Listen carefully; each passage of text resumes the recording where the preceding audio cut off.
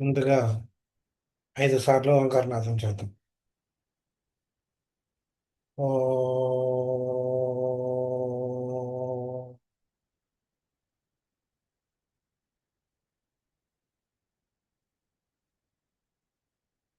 ఓ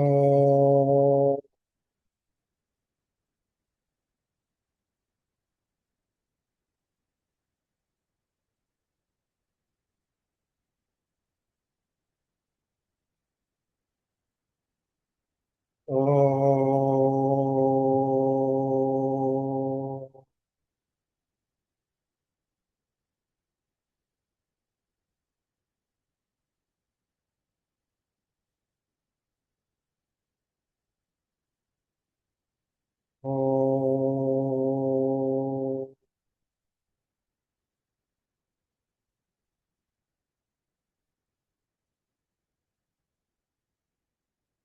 ఓ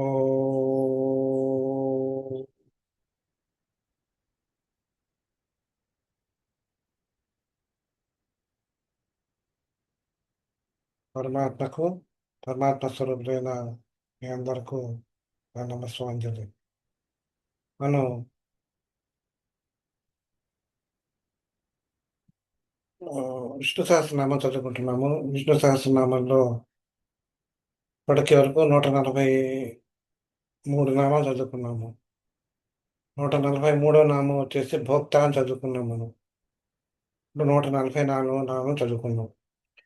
144వ నామం సహిష్ణువు. సహిష్ణు సహిష్ణు అంటే అర్థం ఏంటి అని చదువుకోవాలి ఇప్పుడు మనం. సహిష్ణు అంటే సహనశీలుడు అని అర్థం అనమాట. సహనశీలుడు అంటే సహనంగా సహించేటువంటి స్వభావం కలిగినటువంటి వాడిని సహనశీలుడు అంటారు. ఆ సహనశీలుడే సహిష్ణువు.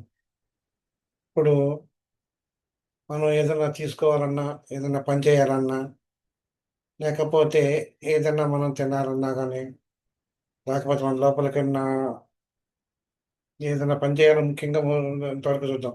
ఏదైనా పని చేయాలనుకోండి, ఆ పని పూర్తిగా చేయాలంటే శక్తి కావాలి. ఆ శక్తి ఎలాగంటే పని పరిపూర్ణంగా చేయగలిగేటువంటి శక్తి ఉండాలన్నమాట. పరిపూర్ణంగా చేయగలిగేటువంటి శక్తి అంటే అదేంటండి, ఒక పని అనుకుంటే వెంటనే చేయలేమా అనొచ్చు. చేయొచ్చు. కానీ దాంట్లో వచ్చేటువంటి ఒడిదుడుకులు కూడా, కష్ట నష్టాన్ని అన్ని భరించి వాటిని ఎదుర్కొని ముందుకు వెళ్ళగలిగి ఆ పని సక్రమంగా నెరవేర్చగలిగేటువంటి కెపాసిటీ ఉండాలి మనకి. అంత కెపాసిటీనే మనం శక్తి అంటున్నాం. ఆ శక్తి ఉండాలి. ఆ శక్తి ఉన్న వాడికే ఏదైనా పని చేయగలిగేటువంటి సత్తా ఉంటుందన్నమాట. అలాంటి ఇప్పుడు మనం భోజనం చేస్తాం. భోజనం చేసేవాడిని మనం భోక్త అంటాం మనం. ఆ భోజనం చేసేటప్పుడు కూడా మనం తిన్నటువంటి ఆహారం మనకి ఎంత కావాలో అంతవరకే మనం తినగలం, కానీ అంతకంటే ఎక్కువ మనం తినలేం. మనకి ఎంత ఆకలి వేస్తుందో, మన పొట్టలో ఎంత పడుతుందో అంతవరకే మనం తినగలం. ఇంతకు మించి మనం తినలేం అనమాట. అంటే దాన్ని తినే కెపాసిటీ, అదే మనం తినే కెపాసిటీ ఎంత అనేటువంటిది దానికి తెలుస్తుంది అనమాట. అట్లాగే ఒక రాజుగారు ఉన్నారు. ఒక రాజుగారు తన ప్రజలందరినీ కూడా అందరినీ కూడా, ప్రజలందరూ కూడా ఒక రకంగా ఉంటారు కదా మరి. రకరకాల మనస్తత్వాలు, రకరకాల మనుషులు ఉంటారు. వాళ్ళందరినీ కూడా సమభావంతో చూస్తూ వాళ్ళ యొక్క కష్ట నష్టాలను కూడా విచారించి వాళ్ళకి తగినటువంటి న్యాయం చేయగలిగినటువంటి వాడే రాజు అనిపించుకుంటాడు. వాడిని సక్రమంగా చేయగలిగినటువంటి వాడే రాజు అంటారు. దానికి కొంత సహనంగా ఓర్పు కావాలి. సహనం అంటే ఇక్కడ మనం ఓర్పు అని తీసుకోవాలి. ఓర్పు కావాలి. ఇప్పుడు ఎవరైనా ఉన్నారనుకో, ఇప్పుడు మనం ఒక డాక్టర్ దగ్గరికి వెళ్తాం. ఒక డాక్టర్ దగ్గరికి వెళ్ళినప్పుడు, అయ్యా నాకు ఒంట్లో బాగాలేదని చెప్తాం. బాగాలేదని చెప్పినప్పుడు మనం ఏం చేయాలి? అతను ఏం చేయాలన్నమాట, మనం చెప్పేది ఫస్ట్ ఫస్ట్ మన బాధ ఏంటో అతను వినగలగాలి. విని, ఇదిగో నీ బాధ ఇది, ఈ బాధ ఉంది కాబట్టి అని చెప్పి దానికి తగినటువంటి మెడిసిన్ ఆలోచించుకొని అతను ఇవ్వాలి. అంటే అతను పేషెంట్ రోగి చెప్పేటువంటి విషయాలన్నిటిని కూడా అవకలింపజేసుకునేటువంటి శక్తి, ఓర్పు, సహనం అతనికి ఉండాలన్నమాట. లేకపోతే ఏమంటాం, ఏదో వచ్చి 4 మాటలు చెప్పంగానే గబక్కన 2 మాటలు చెప్పంగానే అతను ఈ మెడిసిన్ వేసేసుకో అని చెప్పకూడదు ఎప్పుడూను. కనుక వైద్యుడికి కూడా సహనం అనేటువంటిది ఉండాలనమాట. అట్లాగే ఒక కార్యాలయం ఉంది. ఆ కార్యాలయంలో ఉండేటువంటి ఆఫీసర్‌కి ఏముండాలి? ఓర్పుండాలి. ఆ కార్యాలయంలో ఆ కార్యాలయానికి వచ్చేటువంటి జనాలు వాళ్ళు అనేక రకాలైనటువంటి సమస్యలతోటొస్తారు. వాళ్ళ సమస్యలు తీర్చగలిగేటువంటి ఆ కార్యాలయానికి సంబంధించినటువంటి సమస్యలు తీర్చగలిగేటువంటి కెపాసిటీ అతనికుండాలి. అంతేకాకుండా ఆ ఆఫీస్‌లో ఉండేటువంటి సిబ్బంది యొక్క బాధలు కూడా తెలుసుకొని, వాడని కూడా సక్రమంగా చూడగలిగేటువంటి శక్తి కలిగినటువంటి వాడే ఆ కార్యాలయానికి అధిపతిగా ఉండటానికి అర్హుడవుతాడు. అంటే అతనికి కూడా సహనం అనేటువంటిది ముందర ఉండాలి. ఇట్లా ఉంటేనే అతను మంచి ఆఫీసర్ అనిపించుకుంటాడు. లేకపోతే ఏంటి ఇలా ఉన్నాడు అని అతని మీద చెడు అభిప్రాయం అనేటువంటిది కలగటం అనేటువంటిది సహజం. ఇక మనం భూదేవికి సహనమూర్తి అని చెప్పి మనం జనరల్‌గా మన శాస్త్రాలన్నీ కూడా మనకు చెప్తూ ఉంటాయి. అంటే ఎవరైనా గానీ, ఒక స్త్రీమూర్తి గానీ, లేకపోతే ఎవరైనా గానీ ఎక్కువ ఓర్పుతోటున్నప్పుడు, ఆ ఓర్పును కలిగినటువంటి వాడిని ఏమంటారనమాట, భూదేవికున్నంత ఓర్పుందిరా నీకు అంటారు గబుక్కన. అంటే ఏంటనమాట, భూదేవికి సహనం ఎక్కువ అని తెలుస్తోంది. ఎందుకని సహనం ఎక్కువ? భూమిని అనేక మంది తవ్వుతూ ఉంటారు. దాంట్లో విత్తనాలు వేస్తారు, నీళ్లు పెడతారు, అనేక వృక్షాలు కదులుతారు. అనేక రకాలుగా భూమిని ఉపయోగించుకుంటూ ఉంటారు.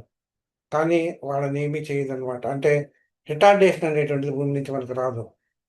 కనుక ఆమెకి ఓర్పు ఎక్కువ అని చెప్పి మనకి చెప్తూ ఉంటారనమాట. అంతే కాకుండా మన పురాణాల ప్రకారంగా మనం చూసుకున్నట్టయితే భూదేవిలో జనాలందరూ కూడా అనేక మంది పాపపుణ్యాలు చేస్తూ ఉంటారు. ఆ పాపపుణ్యాలు చేస్తుంటే వాళ్ళందరూ నివసించేది భూమి మీదే కనుక వాళ్ళందరి యొక్క పాపకర్మాలని కూడా సహించి ఆ జనాలందరినీ కూడా రక్షించేది కూడా చూస్తుండేది, నివసింపజేస్తూ ఉండేది కూడా ఆవిడేననమాట. కనుక అటువంటి ఆవిడకి సహనశీలం ఎక్కువగా ఉంటుంది అని చెప్పి చెప్తుంటారు. కనుక అటువంటి సహనశీలుడు ఎవరైతే ఉన్నారో ఆయనే విష్ణు పరమాత్మ స్వరూపుడు.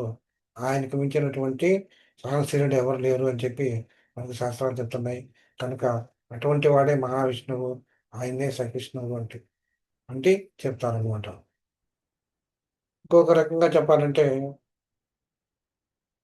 క్షమాగుణాన్ని కూడా సాగి మనం చెప్పుకోవచ్చనమాట. సహనశీలత కింద చెప్పుకోవచ్చు. అంటే ఎట్లాగంటే భక్తులు చే చే భక్తులు అనేక మంది భక్తులుంటారు. ప్రతి మనిషి తప్పు చేస్తూ ఉంటాడు. ప్రతి భక్తుడు తప్పు చేస్తుంటే ఏదో ఒక తప్పు చేయకుండా మాత్రం ఉండడు. తప్పు చేస్తున్నా గాని అతను భగవంతుడిని కొలుస్తూ ఉంటాడు. అలాంటి వాడు ఎంతమందో ఉంటారు.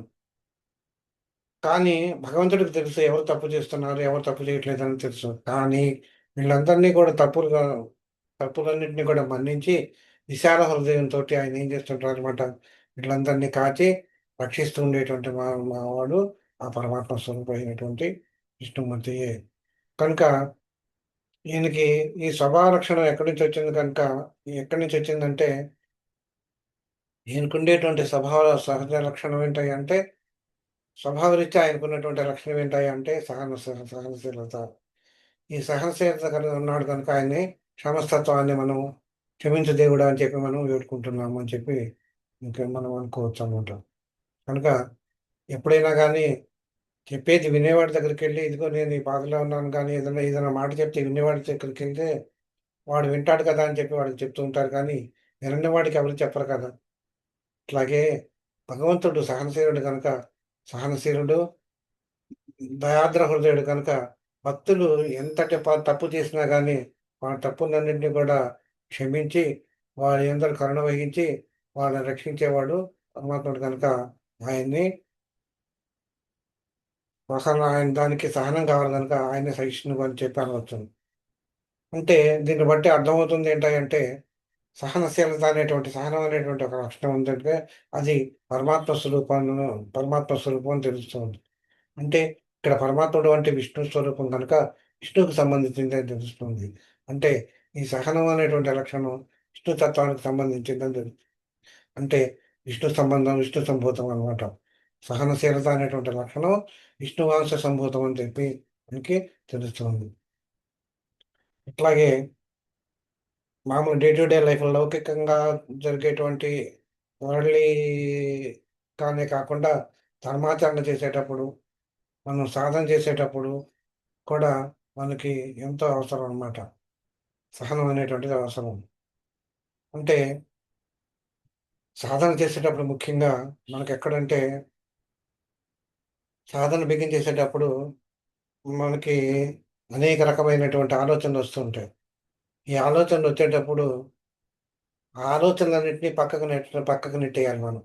అప్పుడే మనం ముందుకెళ్ళగలుగుతామని చెప్పి మనకి సాధన విషయంలో ఒక రహస్యం అన్నమాట. సాధన రహస్యం అది. అలాంటి ఆలోచనలు మనం పక్కన పెట్టడానికి మనకు ఒక్కొక్కసారి మన వల్ల కాదు. అలాంటప్పుడు మనం ఏం చేస్తామన్నమాట విసుగనేటువంటిది మనకొస్తుంది. ఏంటి ఇలా వచ్చి నన్ను ఇలా ఏంటి ఇలాంటి ఆలోచనలొస్తున్నాయని మనం అనుకుంటాం. అలాంటి ఆలోచనలన్నింటినీ కూడా మనం కంట్రోల్ చేయగలిగామనమాట. అలాంటి కంట్రోల్ చేయగలిగినప్పుడు కంట్రోల్ చేయడానికి మనకేం కావాలనమాట? ఓర్పు కావాలనమాట. ఆ ఓర్పుని మనం సహనము అంటున్నాం అనమాట. అంటే మన సాధనలో ఉన్నత స్థితికి చేరాలి అంటే మనకి ఓర్పు అనేటువంటిది కావాలి. ముఖ్యంగా సహనము, ఓర్పు అనేటువంటిది కావాలి. అంతేకాదు సహనంలో మనం ముందుకెళ్తున్నప్పుడు ఒక్కొక్కసారి ఒక ద ఒక ఒక లెవెల్ నుంచి ఇంకొక లెవెల్‌కి వెళ్ళటానికి అంటే ఒక స్థితి నుంచి ఇంకొక స్థితికి వెళ్ళటానికి కూడా ఒకసారి టైం పట్టొచ్చు. అంటే అది మనం చేసేటువంటి సాధన మీద ఆధారపడి ఉంటుంది. అంటే మనం చేసేటువంటి కాన్సంట్రేషన్ మీద కూడా ఆధారపడి ఉంటుందనమాట. అంటే మనం జనరల్‌గా మనం ఏం చేస్తుంటాము, మన విషయ అవగాహన కోసం మనం పుస్తకాలు చదువుతూ ఉంటాం. లేకపోతే ఫ్రెండ్స్ ఎవరైనా చెప్తూ ఉంటారు మనకి. ఇదిగో ఈ మనం సాధన చేస్తుంటే ఇలాంటి అనుభవాలు కలిగాయని చెప్తూ ఉంటారు.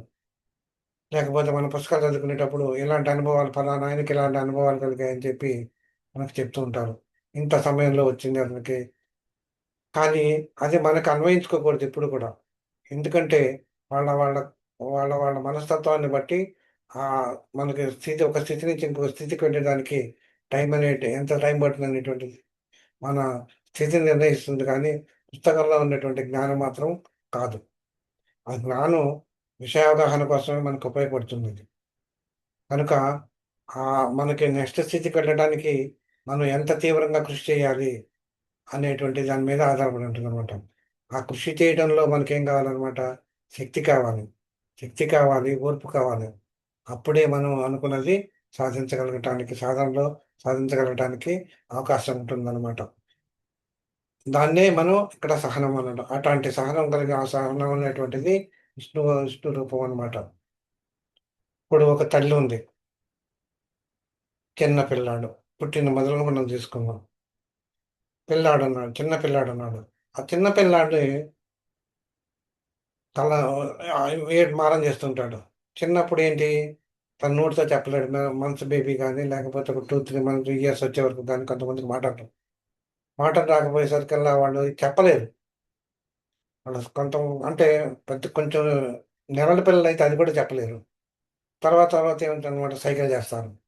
అది కూడా కొంతమందికి అర్థం కాదు. కనుక ఏదైనా గాని ఆ తల్లి సహనంతోటి ఉండి, ఆ సహనంతోటి ఉండి, ఆ పిల్లాడి యొక్క బాధ తెలుసుకొని బాధను తీర్చగలిగేటువంటిది మాతృమూర్తి ఒక్కటే. ఆ శిశువు యొక్క బాధను తీర్చగలిగేటువంటిది ఆ తల్లి ఒక్కటేను. దాంట్లో అలా దానికి ఏం చేయాలి? దానికి తగినటువంటి శక్తి కావాలి, ఓర్పు కావాలి, సహనం కావాలి. ఆ సహనమే విష్ణు స్వరూపము. అలాగే తాపసులున్నారు. వాళ్ళు తపస్సు చేసుకుంటూ ఉంటారు. తపస్సు చేసుకునేటప్పుడు అనేక రకాలైనటువంటి అడ్డంకులు వస్తుంటాయన్నమాట. అంటే ఇప్పుడు కూడా తపస్సు చేయటం గానీ, సాధన చేయటం గానీ, మెడిటేషన్ చేయటం ఇవన్నీ కూడా తపస్సు, ఇవన్నీ కూడా జపము, ఇవన్నీ కూడా మెడిటేషన్ కిందే వస్తాయి. కాకపోతే ఇప్పుడు ప్రస్తుత కాలంలో ఉన్నటువంటి మెడిటేషన్‌లో ఉన్నటువంటి నిర్వచనానికి వీటికి కొంచెం స్లైట్ డిఫరెన్స్ అనమాట. ఇంతకు మించి వేరే ఏం కాదు. ప్రాణాయామం గానీ, రేకి గానీ ఈ ఇవన్నీ కూడా సాధనలో ఉన్నటువంటి భాగాలేననమాట. సాధనా పద్ధతులు ఇవన్నీ కూడా. ఏవైనా గానీ సాధకుడు తాను అనుకున్నటువంటిది సాధించాలి అన్నప్పుడు అకుంఠితమైనటువంటి దీక్ష అనేటువంటిది కావాలి. అకుంఠితమైనటువంటి ఆ దీక్ష అన్నప్పుడు సంకల్ప బలం గావాలి. ఆ బలానికి తగినటువంటి శక్తి కావాలి. ఆ శక్తికి కావాల్సినటువంటి ఓర్పు అనేటువంటిది ఓర్పుతోటి ఎదురు చూస్తూ ఉండాలి. అలాగే ధర్మానికి గూడా సహనం అనేటువంటి ఓర్పు అనేటువంటిది కావాలి. అంటే హ్మ్. మనం ఈ అంటే ఈ లక్షణం అనేటువంటి సహజమైనటువంటి లక్షణం అనేటువంటిది మనకి ఒక దైవ దైవీ దైవీంతో కూడుకున్న దైవీ సంపన్నమైనటువంటి గుణంగా మనం భావించవచ్చనమాట.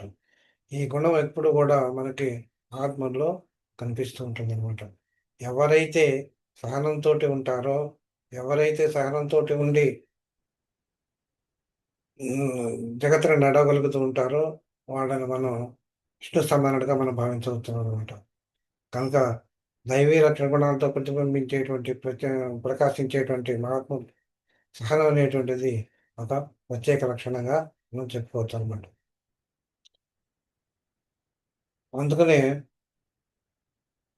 శ్రీకృష్ణ పరమాత్మ కాదు, రాముల వారిని క్షమయా పృథివీ నమః అంటారు. అంటే రాముల వారికి కోపం ఎన్నడూ రాలేదంట. అంటే ఆయన ధర్మమూర్తి. ఆయన ధర్మమూర్తి. ఆయన కోపం ఎన్నడూ రాదు అని చెప్తారు. ఆయన శాంతమూర్తి అని చెప్పి మనకి రామాయణం చదివితే చెప్తూ ఉంటారు. అటువంటి కంటే క్షమయా పృథివీ, భూదేవికి ఎంత ఓర్పు ఉందో రాముల వారికి అంత ఓర్పు ఉంది అని చెప్పి మనకి చెప్తూ ఉంటారనమాట. అటువంటి వాడిని మనం సహనమూర్తిగా మనం చెప్పవచ్చు అనమాట. ఉదాహరణగా చెప్పాలి అంటే, సహనమూర్తికి ఉదాహరణగా చెప్పాలి అంటే మనం రాముల వారిని చెప్పుకోవచ్చు అనమాట. తేజస్సు, క్షమ, ధృతి, శౌచం ఇలాంటి వాటిని దైవీ గుణాలంటారు. ఈ గుణాలు కలిగినటువంటి వాడిని మహాత్ములు అని చెప్పి మనం చెప్తూ ఉంటాం అనమాట. కనుక ఇలాంటి సహనం కలిగినటువంటి వాడని, వీటన్నిటికీ మూలకారకుడైనటువంటి వాడు పరమాత్మ స్వరూపుడు కనుక, అంటే ఈ సహనము అనేటువంటిది విష్ణు స్వరూపం కనుక, ఆ విష్ణుమూర్తి ఎవరైతే ఉన్నారో, విష్ణుమూర్తి పరమాత్మ స్వరూపం కనుక, ఆ పరమాత్మని మనం సహిష్ణువు అని చెప్పి చెప్పటంలో మనకి ఏమాత్రం సందేహం అక్కర్లేదు అని చెప్పి మనకి చెప్తూ ఉంటారనమాట.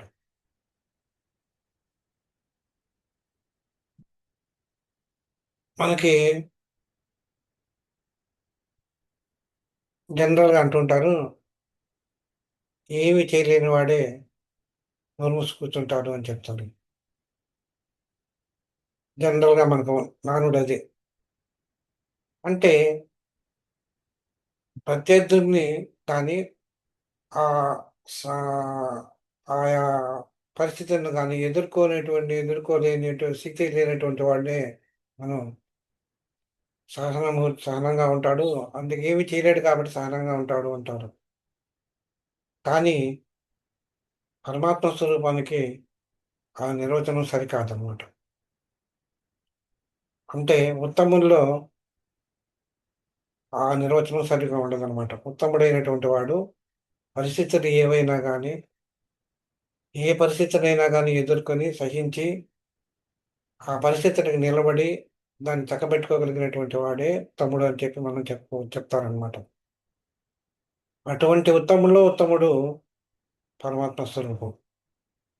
కనుక ఆ ధర్మాచరణలో గానీ, లేకపోతే అధర్మాన్ని ఎదుర్కోవాలి అంటే మనం ఏం చేయాలి? వాడు చెప్పేది కాదనాలి. వాళ్ళు కాదన్నప్పుడు ఒక్కొక్కసారి యుద్ధం చేయాల్సి వస్తుంది. అంటే ఇప్పుడే చెప్పారు కదా మీరు, సహనమూర్తి ఎంత అంటారు, సహనమూర్తి అని చెప్పి చెప్తుంటారు మీరు. ఇక్కడ మీరు యుద్ధం చేయాలి అంటారు. ఈ రెండింటికి కాంట్రవర్సీ ఎట్లా ఉంటుంది అని చెప్పొచ్చు మీరు. రాముల వారిని మనం ఉదాహరణకు రాముల వారిని తీసుకున్నాం, రామాయణాన్ని తీసుకున్నాం. దాంట్లో శ్రీరామచంద్రమూర్తి శ్రీరామచంద్రమూర్తి యొక్క కోపం కాలాగ్ని కాలాగ్ని స్వరూపుడుగా ఉండి, రాముల వారి యొక్క క్రోధం ఎట్లా ఉంటుంది అంటే కాలాగ్ని స్వరూపం అని చెప్తారు. ఇది ఎక్కడ మనకు కనిపిస్తుంది అయ్యా అంటే, లంకకి రాముల వారిని రావణాసురుని చంపడానికని చెప్పి లంక దగ్గరికి వెళ్ళి వారధి కట్టడానికి ప్రయత్నం చేస్తారు అక్కడ. అక్కడికి వెళ్ళాలి, వారధి కట్టాలి. ఎన్ని రాళ్ళు వేసినా కానీ అది మునిగిపోతూ ఉంటుంది. అప్పుడు రాముల వారికి కోపం వస్తుందన్నమాట.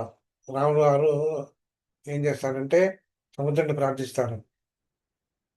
ప్రార్థించినప్పుడు నేను ఆ, ఆయన వినడు. ఎంతకీ ఆయన ఉత్తరాన్ని అంటే సముద్రంలో అలజడి అనేటువంటిది ఉంటుంది, అలలు వస్తూ ఉంటాయి.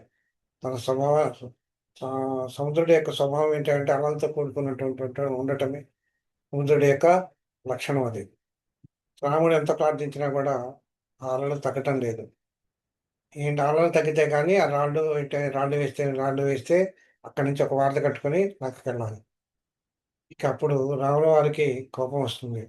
కోపం వచ్చి, సముద్రుడా, నేను అక్కడికి వెళ్ళాలని చెప్పి వారధి కట్టుకుంటున్నాను, వారధి కట్టాలనుకుంటున్నాను. నువ్వు శాంతపడవు ఎందుకని అని చెప్పి ఆయనకి అప్పుడు కోపం వస్తుంది. ఆ కోపం ఎలా ఉంది అంటే కాలాగ్ని రుద్రుడిలాగా ఉందంట ఆయన. కాలాగ్ని రుద్రుడిలాగా వెలిగిపోయాడు అని చెప్పి చెప్తారనమాట. అప్పుడు సముద్రుడు వచ్చి రామచంద్ర ప్రభు, ప్రకృతి నియమానికి అనుసారంగా నాకు అలలు రావడం అనేటువంటిది సార్. కానీ రామకార్యం కోసం నేను నీ వేసినటువంటి రాళ్ళు నీళ్ళల్లో తేలేటి చూస్తాను అని చెప్పి ఆ రాళ్ళు నీళ్ళల్లో తేలాయి అని చెప్పి చెప్తారనమాట. ఆ నీళ్ళల్లో తేలిన రాళ్ళతోటి వారధి కట్టాడు అని చెప్పి మళ్ళీ నీళ్ళల్లో వేస్తుంటే రాయి ఆ నీళ్ళల్లో తేలుతుంది అనమాట రాయి. అదొక సప్ అది ఆట వారధి కట్టి లంకకు చేరాడు అని చెప్పి చెప్తాను. ఇక్కడేమో మనకేమో కారాగ్ని రుద్రుడిలాగా కనిపించాడు. అక్కడేమో ధర్మమూర్తి, ఆయన సహనమూర్తి ఎక్కువ అని చెప్పి చెప్తూ ఉంటారు. ఈ రెండింటికి కూడా కాంట్రవర్సీస్ ఉన్న కాంట్రవర్షియల్ స్టేట్మెంట్ ఇది. అయినా కానీ ఆ అది కాలాగ్నిరుద్ధుడిలాగా కనిపించడం దేనికోసం అనమాట, ధర్మకార్యం కోసం, నిర్వర్తించడం కోసం, ధర్మాన్ని నిర్వర్తించడం కోసం. కనుక అక్కడ అది చేయలేదు. అక్కడ కోపం రాకపోతే అతను ధర్మాన్ని నిర్వర్తించలేడు, దుష్ట సంహారం చేయలేడు. అందుకని చెప్పి అక్కడ అంత కూడా అంత రౌద్రాన్ని క్రోధాన్ని రౌద్రాన్ని ప్రదర్శించాడు అనమాట. ఆ రెండింటిని అన్వయించటమే ఇక్కడ. ఆ రెండు సందర్భాల్లోనూ ఆయన ప్రవర్తించిన తీరుని సమన్వయం చేసుకుంటే ఆయన ఓర్పు ఎక్కువ అని చెప్పి మనకి తెలుస్తుంది. కనుక ఆయన రక్షించత అనేటువంటిది నామం ఆయనకి తగినది అని చెప్పి తెలుస్తుంది. అలాగే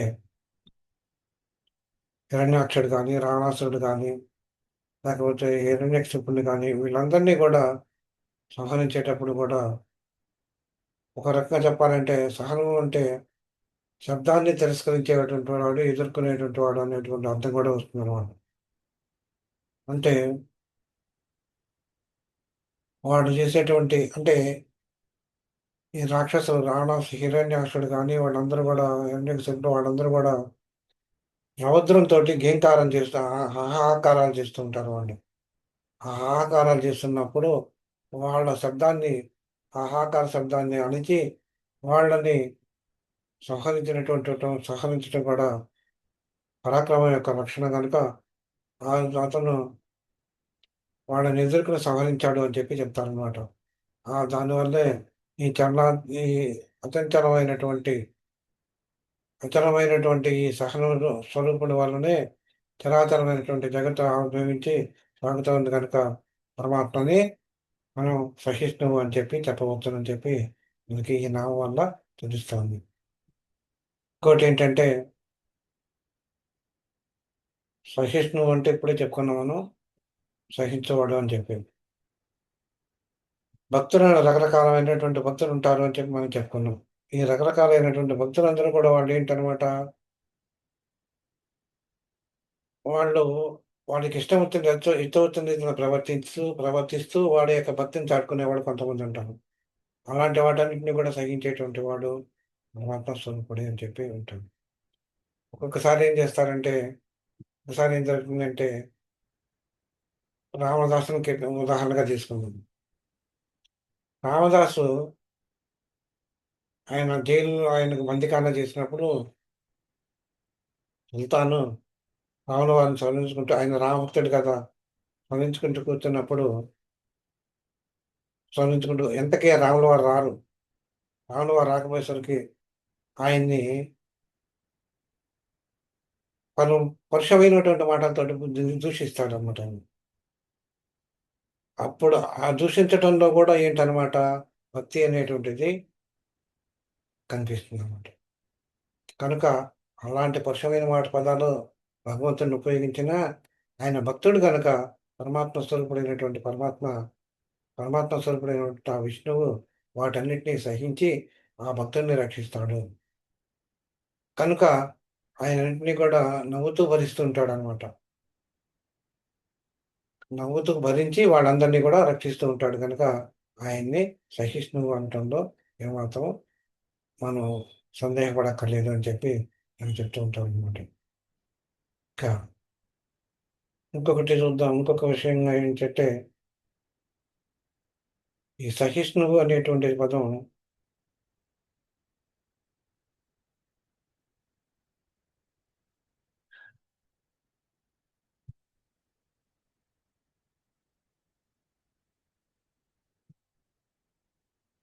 ఇప్పుడు యజ్ఞాలు, యజ్ఞయాగాదులు మనం చేస్తూ ఉంటారు.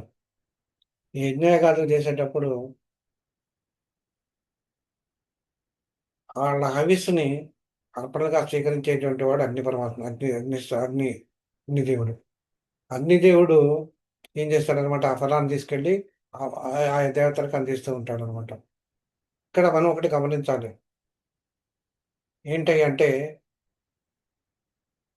ఎవరైతే హోమం చేస్తూ ఉంటారో, ఎవరైతే యాగం చేస్తూ ఉంటారో, యాగ ఫలాన్ని తీసుకోవాలనుకుంటారో, వాళ్ళు ఎటువంటి వాళ్ళై ఉండాలంటే సాధకుడు కామక్రోధ లోభమోహాలన్నిటిని కూడా జయించిన వాడై ఉండాలనమాట. అంటే ఏంటనమాట పరమాత్మ, ఎప్పుడైతే అతను ఈ అగ్ని ఫలాన్ని అతనికి అందిస్తామో మనం, ఆయన తృప్తితో స్వీకరించి మనలో ఉండేటువంటి వికారాలు, మానసిక వికారాలైనటువంటి కామక్రోధ మొదలైనవన్నిటిని కూడా వాటన్నిటిని కూడా తన వైపుకి తిప్పుకొని అంటే నశింపజేసి వీళ్ళల్లో సహనాన్ని కలిగింపజేస్తాడనమాట. అటువంటి వాడు పరమాత్మ స్వరూపుడు అని చెప్పి మనం చెప్పుకోవచ్చనమాట. అంటే ఇక్కడ సహిష్ణువు అంటే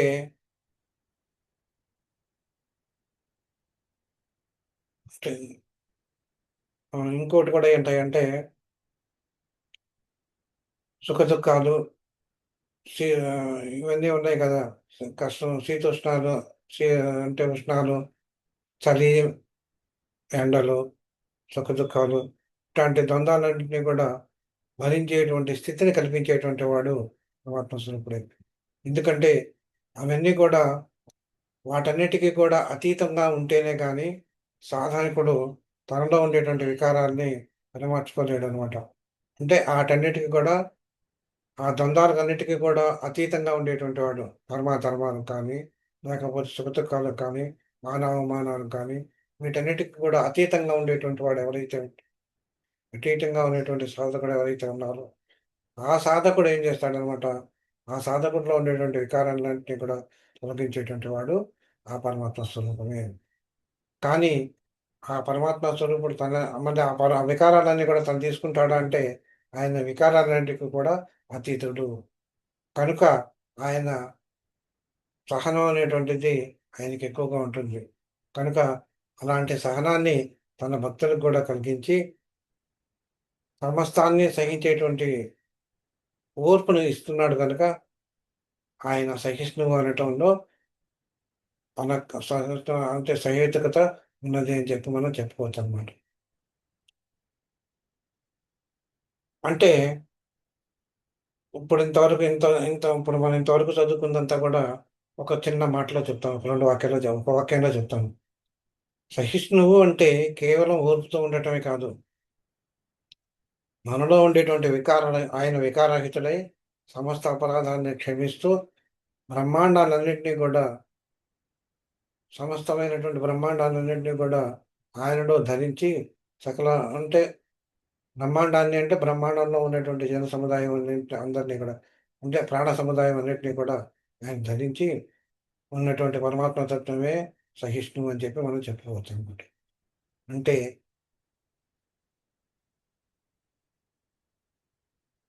అంటే ఓర్పు అనేటువంటిది ఎప్పుడు మనకు కలుగుతుంది అంటే మనలో వికారాలన్నింటినీ కూడా తొలగించుకుంటేనే, ఒక్కొక్కటి తొలగించుకుంటూనే మనకి ఓర్పు అనేటువంటిది మనకి ఎక్కువ కలుగుతుంది అని చెప్పి ఈ నామం బట్టి మనకి అర్థమవుతుంది అన్నమాట.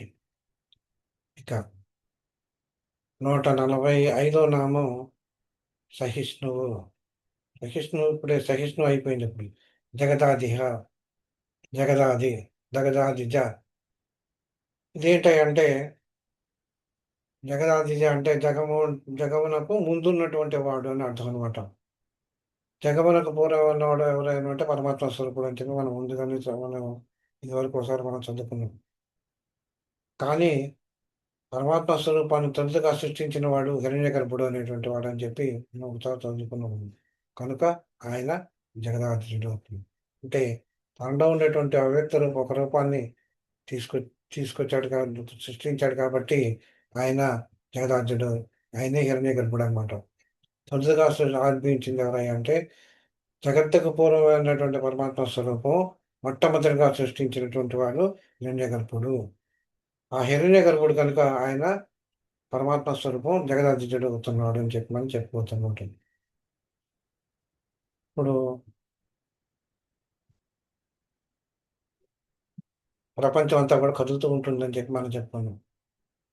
కానీ దాంట్లో నిత్య సత్యుడు ఎవరయ్యా అంటే పరమాత్మ స్వరూపం. అంటే ఆ పరమాత్మ స్వరూపం అంటే ఆయన శాశ్వతుడు అని చెప్పి మనం భగవంతుని యొక్క నిర్వచనం చదువుకునేటప్పుడు ఆయన శాశ్వతుడు, నిత్య సత్యుడు అని చెప్పి మనం చెప్పుకున్నాం. అటువంటి లక్షణాలు కలిగి ఉన్నటువంటి వాడు ఎవరయ్యా అంటే పరమేశ్వరుడు. ఆ పరమేశ్వరుడు ఎవరయ్యా అంటే విష్ణుమూర్తి. ఈయన మనకు తెలిసినటువంటి ఈ త్రిమూర్తులు ఉన్నారు కదా, వీళ్ళల్లో ఒకళ్ళు ఏంటంటే సృష్టి చేసేటువంటి వాడు బ్రహ్మ అన్నటువంటి వాడు చెప్పుకున్నాం మనం. లయం చేసేటువంటి పరమేశ్వరుడును అండ్ పోషించేటువంటి వాడు విష్ణుమూర్తి అని చెప్పుకున్నాం. ఈ త్రిమూర్తులకు కూడా మూలమైనటువంటి వాడు పరమాత్మ స్వరూపం, బ్రహ్మస్వరూపం అని చెప్పుకున్నాం. ఆయన జగత్ కారణుడు కనుక ఆయన జగత్ కారణజ అని చెప్పుకుంటాం. అంతేకాకుండా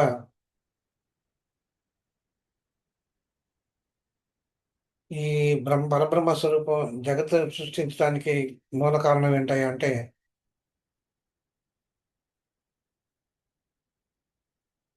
పరమాత్మ యొక్క ఎలా సృష్టించాలి అనేటువంటిది ప్లాన్ చేసుకుని ఆయన ఎలా తనకి ఇష్టం తన ఇచ్ఛాస్వరూపంగా జగత్తును సృష్టించాడని చెప్పి మనం చెప్పుకున్నాం. అంటే ఆ ఇచ్ఛ కలగటానికి జ్ఞానం అని చెప్పుకోవచ్చు అనమాట. జ్ఞానం అని చెప్పుకోవచ్చు. అంటే పరబ్రహ్మ యొక్క జ్ఞానమే, పరమాత్మ యొక్క జ్ఞానమే జగానికి మూల కారణం అని చెప్పి మనం చెప్పుకోవచ్చు అనమాట. అంటే పరబ్రహ్మ యొక్క జ్ఞానం జగత్ సృష్టికి ఆది అని చెప్పి మనం చెప్పుకోవచ్చు అనమాట. అలాగే కాదు, జగత్తు సృష్టించిన తర్వాత కూడా దాంట్లో ఉండేటువంటి వస్తు సముదాయాలు కానీ, దాంట్లో ఉండేటువంటి వాడు కానీ అన్నిటికీ కూడా కారణం ఆ జ్ఞానమే కారణం. దానికి మూల కారణమైనటువంటి వాడు పరమాత్మ స్వరూపం, ఆయనే సర్వకారణుడు అవుతాడు అనమాట. అంటే ఆయనే ఆది కారకుడు ఆయనే. ఆయనే ఏదైనా కానీ మొదలుపెట్టి చివరికి అంతం చేసేట్లా అదే సృష్టి అనంతరం అంటే ప్రళయకాలాగ్నిలో సృష్టి అంతటిని కూడా తనలో లీనం చేసుకుంటూ ఆయనే కనుక ఆయనే ఈ తత్వనామం ఆయనకి బాగా ఈ తత్వనామం ఆయనకి సరిపోతుందని చెప్పి మనం చెప్పవచ్చు. అంతేకాకుండా ఇలా చేయటంలో ఎలాంటి గుణాలు ఆయనకి అంటవన్నమాట. లోక నిర్వహణ కోసం ఇంత ఇంత చేస్తున్నా ఆయనకి ఎలాంటి వికారాలు ఆయనకి అంటవు. కనుక ఆయన అంతేకాదు, చాలా నిష్కలంకుడు అని చెప్పి మనం చెప్పుకోవచ్చు అనమాట. కనుక ఆయన్ని జగదాధిక జగదాధిక అని చెప్పి మనం అనవచ్చు అని చెప్పి చెప్పుకోవచ్చు. ఇంకోటి ఏంటంటే మనకి ఇప్పుడే చెప్పుకున్నాం, త్రిమూర్తుల్లో ఒకడుగా అవతరించిన వాడు అంటే త్రిమూర్తులు కాని దేవాది దేవతలందరూ కూడా పరమాత్మ యొక్క సృష్టి అని చెప్పి మనం ఇంతకు సృష్టి ఆవిర్భావం గురించి చెప్పుకున్నాం. దాంట్లో ఒకడు బ్రహ్మ. ఆ బ్రహ్మదేవుడు కూడా త్రిమూర్తుల్లో ఒకడు. ఆయన కూడా పరమాత్మ స్వరూపం చేతే స్థితించబడ్డాడని చెప్పుకున్నాం. విష్ణు పురాణంలో ఏం చెప్తాడంటే, విష్ణు పురాణంలో బ్రహ్మదేవుడు ఏం చెప్తాడంటే, పరమాత్మ స్వరూపం పరమాత్మ అనుగ్రహంలో అచ్యుత అనుగ్రహం చేత నేను ప్రాణం సృష్టించగలిగాను. ఆయన వల్లనే రుద్రుడు లయకారకుడైనాడు అని చెప్పి చెప్తాడు. అంటే ఈ స్టేట్మెంట్ వల్ల అంటే విష్ణు పురాణం ప్రకారం విష్ణుమూర్తియే ఆదిదైవం అని చెప్పి చెప్తారనమాట. కనుక ఆయన్ని జగదాదిజ అని చెప్పి అనవచ్చని చెప్పి చెప్తున్నాను అన్నమాట. తర్వాత నారాయణ ఉపనిషత్తు మనం తీసుకుంటే, నారాయణ ఉపనిషత్తులో సృష్టి ప్రారంభానికి ముందు ఉన్నటువంటి పరమాత్మ స్వరూపం ఏదైతే ఉందో ఆయనే నారాయణుడు అని చెప్పి చెప్తారు అనమాట. ఆయన చాలా సూక్ష్మమైనటువంటి రూపం కలిగినటువంటి వాడు. ఆయన నుంచి ఇంకొక సూక్ష్మమైనటువంటి సమిష్టి సూక్ష్మరూపమైనటువంటి వాడు హిరణ్యగర్భుడు జన్మించాడు. ఆయన నుంచి ఆ హిరణ్యగర్భుడి నుంచి పంచభూతాలు సృష్టించాయని చెప్తాను. ఆయన నుంచి బ్రహ్మ, రుద్రుడు, ఇంద్రుడు మొదలైనటువంటి దేవతలు వీళ్ళందరూ కూడా ఉద్భవించాలని చెప్పారు. వీటి నుంచే సకల చరాచర అంతా కూడా ఉద్భవించిందని చెప్పుకుంటారు. ఇలా చివరికి ఇవన్నీ కూడా ఆయనలోనే లీనమైపోయిందని చెప్తుంటారు. కనుక ఆయనలోనే లీనమైపోయి ఎక్కడి నుంచి అయితే బయలుదేరిందో అక్కడికే వచ్చింది. కనుక దీన్ని జగదాదిత్యుడు అని చెప్పి చెప్తాను మీకు. అలాగే మహాభవిష్యత్తులో కూడా ఇలాంటి విషయమే చెప్తుంటారు. మహాభవిష్యత్తుల ప్రకారం ఏంటంటే స్థితి అనేటువంటిది పరమాత్మ స్వరూపం. మొట్టమొదటగా ఆది అందు బ్రహ్మదేవుడు లేడు, రుద్రుడు లేడు, అగ్ని లేదు, ఎవరు లేరు. ఆయన ఒక్కడే ఉన్నాడు. ఆయన ఒక్కడే ఉన్నటువంటి తాను ఏకాకిగా ఉన్నానని చెప్పి ఆయన ఏం చేశాడంటే ఒక హోమం చేశాడు, మహాయజ్ఞం చేశాడు. ఆ యజ్ఞం పేరు స్తోమ యజ్ఞం చేశాడని చెప్తాను. దాని నుంచి 14 మంది పురుషులు ఒక కన్య ఉద్భవించిందంట. దాని నుంచి ఇంద్రియాలు పుట్టాయని చెప్తారు. ఆ నుంచి విరాట్ పురుషుడు జన్మించాడని చెప్పారు. ఆ విరాట్ పురుషుడు నుంచి కాలం వచ్చిందని చెప్తారు. కాలస్వరూపం జన్మించిందని చెప్తారు. ఇలా వచ్చిన తర్వాత ఆయన కొన్నాళ్ళు ఆగాడంట. ఇలా చేయటంలో ఒక రోజున ఆయన లలాటం నుంచి త్రినేత్రుడు పుట్టాడట. ఆయన నుంచి యశస్సు, సత్యం, ధర్మం, తపస్సు, వైరాగ్యం ఇలాంటివన్నీ కూడా పుట్టాయని చెప్పారంట. అలాగే ఇంకా తర్వాత మళ్ళీ నారాయణుడు మళ్ళీ సంకల్పం చేశాడంట.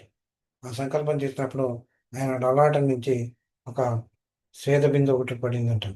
ఆ స్వేద బిందువు నుంచి సర్వత్రా వ్యాపించి జలంగా ఉద్భవించింది అని చెప్పి చెప్తుంటాను.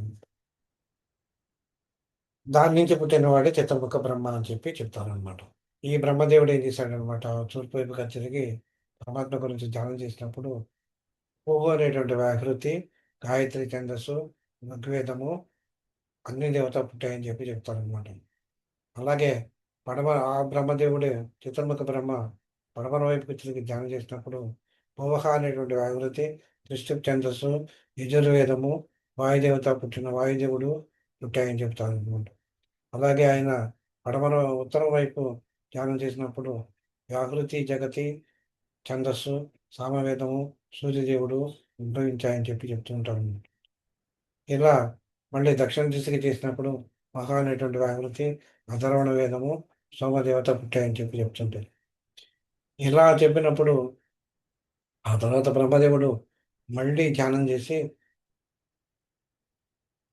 చేయగా క్షీరసాగరం మధ్యంలో ఒక ఒక పరమాత్మ స్వరూపాన్ని ఆయన శిష్యుడుగాను సహస్రనేత్రుడుగాను, విశ్వకళ్యాణ విశ్వకళ్యాణకారకుడుగాను ఆయన కనిపించాడనమాట. ఆయనే శ్రీమన్నారాయణుడు అని చెప్పి బ్రహ్మదేవుడు చెప్తాడనమాట. ఆయనే ఈ సమస్త జగత్తుకు ఆయనే ఆదిపురుషుడు, ఆయనే జీవనాధారం, ఆయన ఉండే జగత్తు పుట్టింది అని చెప్పి ఆయన ఆదిపురుషుడు కాబట్టే ఆయన్ని జగదాదిజాన్ని అనబడుతున్నాడు అని చెప్పి బ్రహ్మదేవుడు చెప్తాడు అనమాట. కనుక ఆది అందు జగత్తు సృష్టికి ఆధారభూతమైనటువంటి వాడు ఎవరైతే ఉన్నారో ఆయనే శ్రీమన్నారాయణుడు. ఆయనే ఆ జగదాదిజాన్ని లోబడుతున్నాడు అని చెప్పి మనం చెప్పుకోవచ్చు. అలాగే దీన్ని ఇంకా కొంచెం చిన్న ఆధ్యాత్మికంగా మనం ఇప్పుడు కొంచెం చెప్పుకుంటే జగదాదిజ అనేటువంటి మాటకు మనం తీసుకున్నట్టయితే జగత్ అంటే ప్రపంచము, ఆది అంటే సమస్తానికి మూలమైనటువంటి వాడు, అంటే జన్మించింది. అంటే సృష్టికి మూలమైనటువంటి పరమాత్మ సమస్త జగత్తుకు ఉత్పన్నమైనటువంటి వాడు, ఆది అందు ఉన్నటువంటి వాడు ఎవరైతే ఉన్నారో వాటి దివ్య శక్తే ఈ జగదాదిజ అని చెప్పి మనం చెప్పుకోవచ్చు అనమాట. ఆయన నుంచే మిగతా మూల ప్రకృతి అనేటువంటిది సమస్త సృష్టికి కారణభూతమైనటువంటి పరమాత్మ నుండి వ్యక్తమైనటువంటి మూల ప్రకృతి కానీ మహతత్వం కానీ ఇవన్నీ కూడా ఆర్జించాయని చెప్తాం. అలాగే ఆయన నుంచే త్రిమూర్తులు మిగతా దేవతలందరూ కూడా పుట్టారు అని చెప్పి మనం చెప్తుంటారు అనమాట. ఈ విధంగా చెప్పాలి అంటే ఈ విధంగా చెప్పబడినటువంటి జగదాదిజ అనే నామం నుంచి సమస్త జగత్తుకు ఆది అయినటువంటి పరబ్రహ్మతత్వం నుంచి జన్మించిన మూలశక్తి ఏదైతే ఉందో ఆ దివ్య శక్తిని మనం జగదాదిజ అనొచ్చు అని చెప్పి ఈ నామం చెప్తున్నమాట. ఆ జగదాదిజ ఎవరయ్యా అంటే శ్రీమన్ మహావిష్ణువు అని చెప్పి చెప్తున్నాం. ఇంకా తర్వాత నామం అనగహ అంటే ఏంటో చూద్దాం. ఈ ఒక్క నామం చూద్దాం. అనగహ అంటే పాపము లేనటువంటి వాడు. అనగ అంటే అఘము అంటే పాపము, నా అఘ అంటే పాపం లేనటువంటి వాడు, అంటే దోషం లేనటువంటి వాడు ఎవరయ్యా అంటే పరమాత్ముడు. ఈయన మనం ఏదన్నా పని చేసినప్పుడు ఏదో ఒక పని చేస్తూనే ఉంటాం. మనం ఏదో ఒక పని చేసినప్పుడు ఏదో ఒక విధంగా తప్పు జరగటమో లేదా వేరే విధంగా జరగటమో జరుగుతూ ఉంటుంది అనమాట. దానివల్ల కొన్ని విఘాతాలు కలగవచ్చు అనమాట. అలాంటి ఏదైతే ఉందో సమస్య మనం చిన్న చిన్న పనులు చేస్తేనే తప్పులు చేస్తుంటాం. దానివల్ల మనకి పాపం అనేటువంటిది రావడానికి అవకాశం ఉంటుంది. అలాగే విశ్వ నిర్మాణం అనేటువంటిది చాలా పెద్ద కార్యక్రమం. ఎవరో చేయలేనటువంటి కార్యక్రమం. ఆ విశ్వ నిర్మాణం కానీ, విశ్వాన్ని సృష్టించడం కానీ, విశ్వాన్ని నిర్వహించడం కానీ, సమస్త కర్మలను నిర్వర్తించడం కానీ ఎవరైతే చేస్తున్నారో విశ్వంలో ఉన్నటువంటి సమస్త కర్మలను నిర్వహిస్తున్న పరిపూర్ణమైనటువంటి జ్ఞానం కలిగినటువంటి వాడైన ఎవరైతే ఉన్నారో అయినటువంటి శుద్ధుడు అని ఆయన నిర్మలత్వాన్ని కలిగి ఉంటాడు అని చెప్పుకోవచ్చు. ఎప్పుడైతే ఆయన నిత్య నిర్మలుగా ఉంటాడో ఆయనలో పాపములు కానీ ఆయనకి ఎలాంటి పాపములు కానీ దోషాలు కానీ ఉంటావు అని చెప్పి చెప్తాను. మనం సూర్యకిరణాలు పొద్దున పూట వస్తుంటాయి. వచ్చినప్పుడు ఏం చేస్తాం, ఒక తామర పువ్వు మీద పడతాయి. తామర పువ్వు వికసిస్తుంది అన్నమాట. అంటే ఆ తామర పువ్వు ఎక్కడ ఉంటుంది? బురదలో ఉంటుంది. అంటే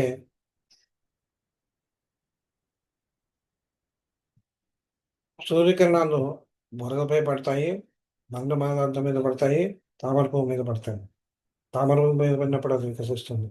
బురద మీద పడుతుంది, తామర పువ్వు అంటే శుద్ధమైనటువంటి తామర పువ్వు మీద పడిన, బురద మీద పడిన దానికి ఆ వస్తువు యొక్క వికారాలు మాత్రం దానికి అంటాం.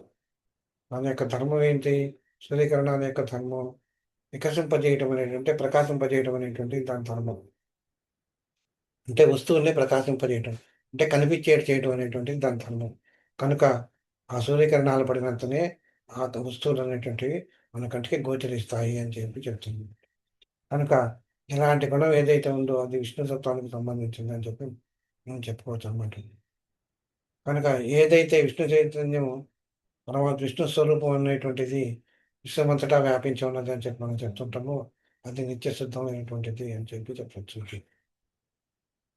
ఇక్కడ ఇంకొక ఉదాహరణగా మనం చెప్పుకోవాలంటే ఆకాశం నుంచి వర్షం కురుస్తూ ఉంది. మేఘాలు వస్తున్నాయి, వర్షం కురుస్తుంది. కానీ అది ఆకాశాన్ని తడపలేదు కదా! ఆకాశం తడవదు. ఆకాశం కింద ఉండేటువంటి వస్తువులన్నీ కూడా తడుస్తాయి. కనుక పంచభూతాల్లో అంటే దీన్ని బట్టి అర్థం ఏంటంటే అనమాట, ఆకాశం అనేటువంటిది అతి సూక్ష్మమైనటువంటిది. పంచభూతాల్లో అతి సూక్ష్మమైనటువంటిది. పరమాత్మ స్వరూపం అతి సూక్ష్మమైనటువంటిది అని చెప్పి మనం చెప్పుకోవచ్చు అనమాట. కనుక పంచభూతాల్లో అతి సూక్ష్మమైనటువంటిది ఆకాశం కనుక, ఆకాశానికి ఏది అంటది కనుక, అట్లాంటి అతి సూక్ష్మమైనటువంటి స్వరూపం కలిగినటువంటి పరమాత్మ స్వరూపానికి ఏ మకిల, ఏ మలినములు అంటవు అని చెప్పి మనకి చెప్పుకోవటానికి అవకాశం ఉంటుంది. కనుక ఇటువంటి వాడు ఎవరైతే ఉన్నారో ఆయన్ని మనం అనగానే చెప్పి అనొచ్చు అనమాట. అలాగే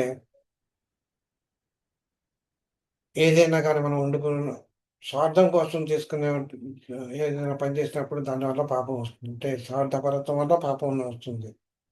ఆ స్వార్థపరత్వం త్యాగమే యజ్ఞం అని చెప్పి చెబుతుంటారు అనమాట. యజ్ఞం లాంటిదనమాట. అంటే మనం చేసేటువంటి పనులు మనకి మన శాస్త్రాలు ఏం చెప్తుంటాయి? ఏ పని చేసినా కూడా నిష్కలంగా, నిస్వార్థంగా చేయండి అని చెప్తామన్నమాట. మనకి భగవద్గీత చెప్పినా అదే చెప్తుంది. ఈ శాస్త్రం చదువుకున్నా అదే చెప్తుంది. నిస్వార్థంగా చేయమని చెప్తుంది. అంటే నిస్వార్థం వల్ల దానివల్ల పాపం కలుగుతుంది అని చెప్పి దాని అర్థం అనమాట. స్వార్థం వల్ల. స్వార్థాన్ని వదిలేస్తే ఎలాంటి పాపం అంటదు అని చెప్పి చెప్తాననమాట. ఆ స్వార్థాన్ని వదలటమే ఒక మహాయజ్ఞం అనమాట. అంటే యజ్ఞం ఎంత గొప్పగా చేస్తూ ఉంటామో, యజ్ఞం వల్ల ఎలాంటి ఫలం వస్తుందో, స్వార్థాన్ని వదిలేసినా కూడా అంత ఫలం వస్తుందని చెప్పి చెప్పకనే ఈ నామం చెప్తుంది.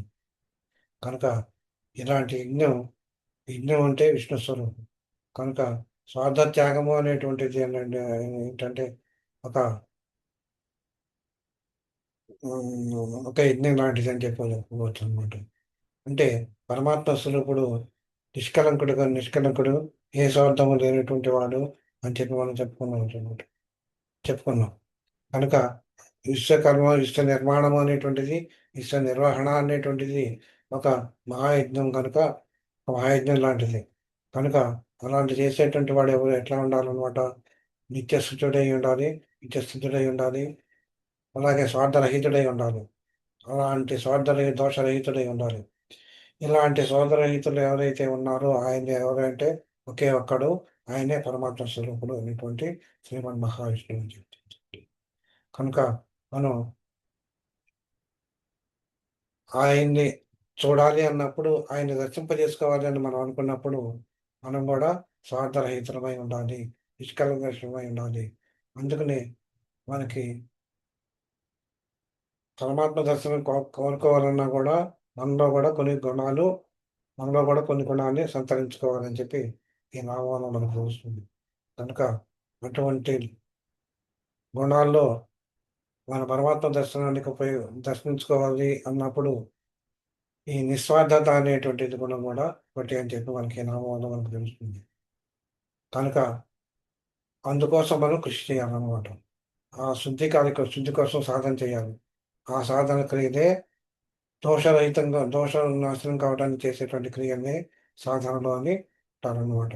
కనుక వాటికి విజయాన్ని ఇచ్చేటువంటి శక్తి కూడా ఆ పరమాత్మే మనకి ఇవ్వాలి కనుక ఆయన మనకి అనగా అని చెప్పి ఆయన్ని మనం అనగా అని చెప్పి మనం చెప్పుకొస్తాం. అట్లాగే అనగా అని నేను చెప్పుకున్నాను. అనగా అంటే ఇక్కడ ఏం చెప్పుకోవాలంటే ఇంకొక చిన్న అర్థం చెప్పుకుందాం. అనగా అంటే అగ అంటే పాపం, దోషము, కల్మషం, అజ్ఞానం, దుఃఖం ఇలాంటివి అన్నట్టు. అవి లేనటువంటి వాడు ఎవరైతే ఉన్నారో ఆయన్ని మనం పరమాత్ముడు నానకుడు అని చెప్పి మనం చెప్పుకుంటున్నాం అన్నమాట.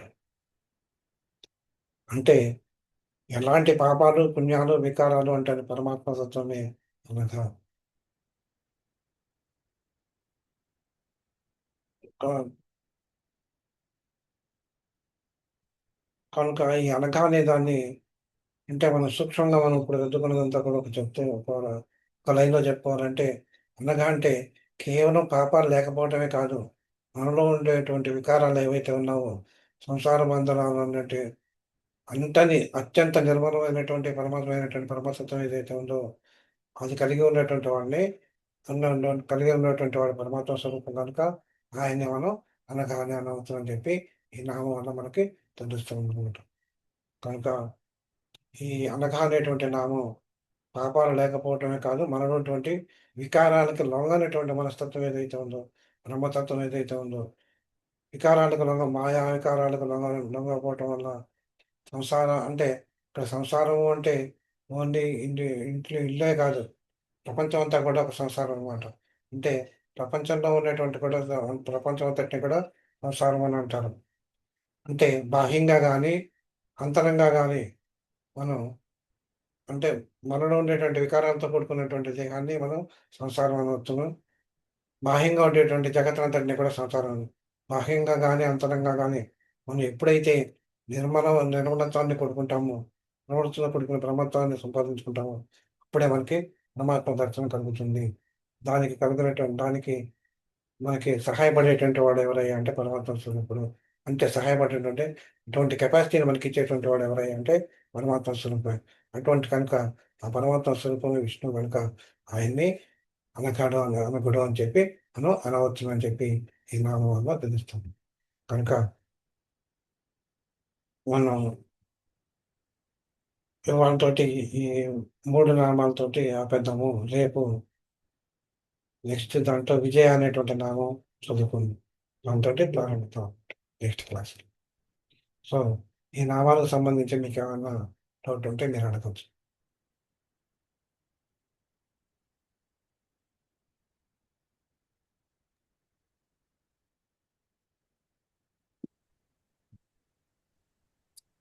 డౌట్ లేవా? లేవండి. స్వస్తి గురువు చెప్తాను. గారు ఒక డౌట్ అండి. చెప్పమ్మా. అది మీరు చెప్పారు, నేను మధ్యలో జాయిన్ అయ్యాను, నాకు అర్థం కాలేదు. పాపం పుణ్యం అనేది అంతదు ఏదో చేస్తే అని చెప్పారు, అదేంటో నాకు అర్థం కాలేదు గురువు గారు. సాధన చేయటం వల్ల అవన్నీ మనకు పోతాయి అనమాట. అలాంటి పాప పుణ్యాలకు అతీతంగా మనం నుంచేవాడు కూడా పరమాత్మ స్వరూపుడే. ఆ, కనుక ఆయన కోసం మనం సాధన చేయాలన్నమాట. ఆ, అది దానికి ఏంటయ్యా అంటే మన సాధన చతుష్టయాన్ని మనం సంపాదించుకోం. దానికోసం అని ఆ. చెప్పి కొంచెం కృషి చేయాలి మనం. అంటే అంటే ఏం చేయాలి?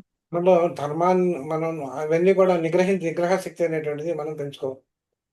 నిగ్రహ ఉమ్, శక్తి ఎప్పుడైతే వచ్చిందో మనలో ఓర్పు అనేటువంటిది వస్తుంది. ఉమ్, ఆ ఓర్పుతోటి సహనంతో మనం మనోవికారాలన్నింటినీ కూడా పోగొట్టుకోవాలన్నమాట. అది మన అర్థం. ఉమ్, ఆ. సరే, థ్యాంక్ యూ. ఓకే అండి. సర్వే జనా సుఖినో భవంతు లోకాన్ సమస్తాన్ సుఖినో భవంతు శాంతి శాంతి శాంతి. సర్వం శ్రీరామార్పణమస్తు. స్వస్తి.